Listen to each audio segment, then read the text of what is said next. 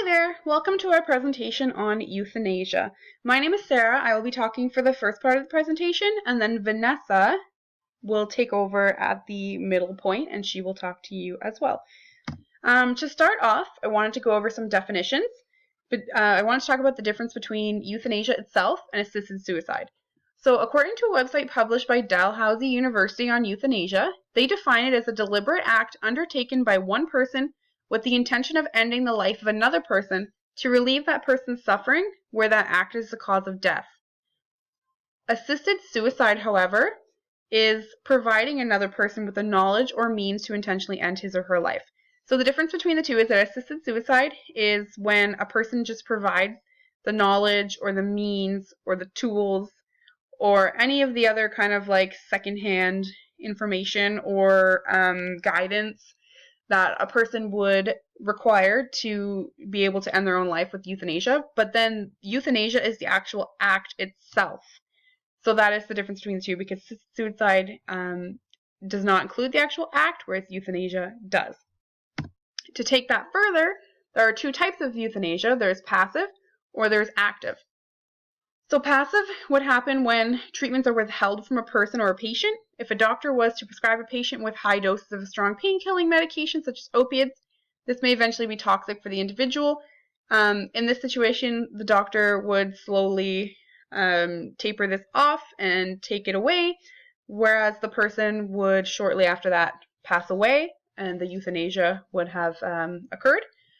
And then active euthanasia is when individuals use lethal substances or forces to end a patient's life, whether by the patient or somebody else. This would be more, I don't want to say instant, but I think it would probably be a little bit quicker than it would be with passive euthanasia and a little bit more direct with active euthanasia. And then taking it further, there are also three other types of euthanasia. There is voluntary, involuntary, and non-voluntary. So voluntary is a case where the person consents they want to end their own life.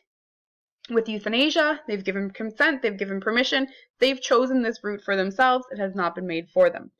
Involuntary is when euthanasia is carried out without a person's consent, so this can be done either behind their back, it can be done when a parent decides that their child should no longer live because they live with a disability, those types of things.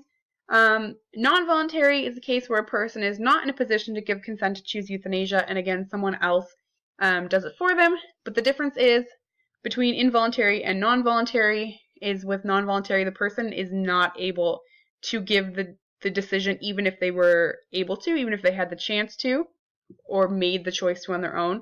Whereas involuntary, it's unknown. The person likely would have been able to make the choice if it was something that they even wanted, or they would be able to say no and stop it.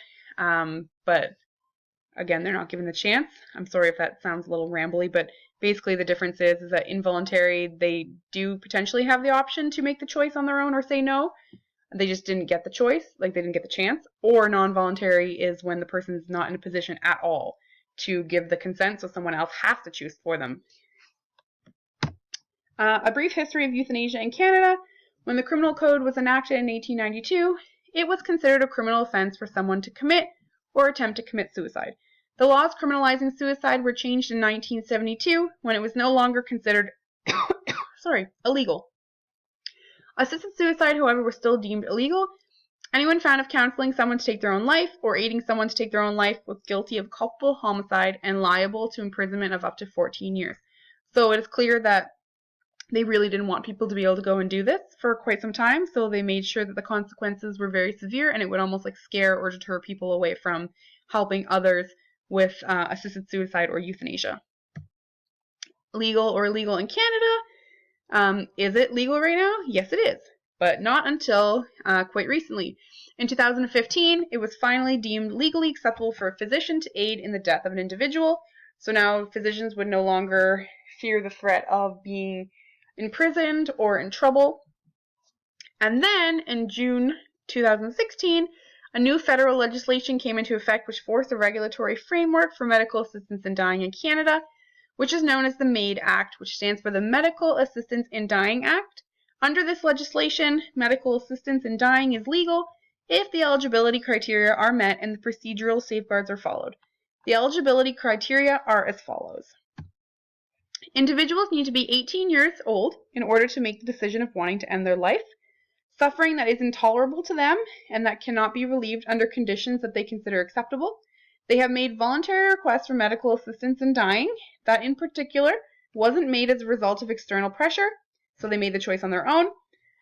Eligible for health services funded by a government in Canada, and they must have a grievous and irremediable medical condition. So there's quite a few things to try and safeguard the people who can and cannot make use of this euthanasia. And it's also kind of designed so that it'll make people not fall as victim quite so much of involuntary euthanasia, and also help protect their rights and their safety and their freedom and things like that. But that is something that Vanessa will talk about later on in the presentation. The last thing I want to talk to you about is the Robert Latimer case from 1994. So in 1993, Robert Latimer was accused of murdering his disabled daughter. She died of carbon monoxide poisoning after he put the 12-year-old in his running car. The father decided, because the 12-year-old suffered from seizures and had significant brain damage as a result of a complication at birth, he decided that her life was no longer livable because of her disability. He did not want her to go through any more surgeries and things like that, so he put her in his truck and he ended her life. When the father was arrested, he confessed that he had ended her life, but he insisted that he did not murder her. He was convicted of her murder in 1994, and he was given life without parole. Now, this would be an example of involuntary euthanasia, as Latimer made the choice himself that his daughter suffered too much to continue living and ending her life. Now, this is a really sad case, and unfortunately it is something that has happened frequently throughout history. If you were to look it up, there are quite a few cases where parents have decided that their child's life is not a good, it doesn't have a good quality of life, so they just decide to end their lives for them. Vanessa is also going to talk to you about another case that has to do with a man who is still living, but a man who feels like his rights have been violated and that he's not been treated fairly, and he would like to sue. Thank you for listening to my part of the presentation, and take care.